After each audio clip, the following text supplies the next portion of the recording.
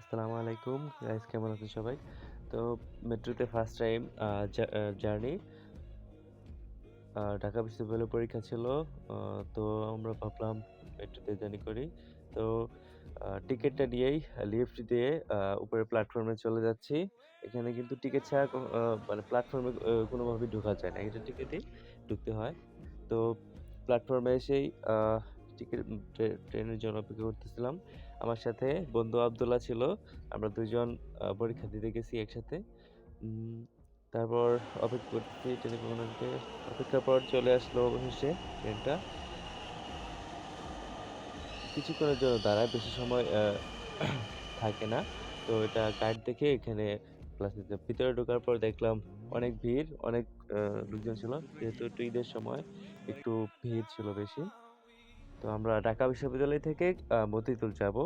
তো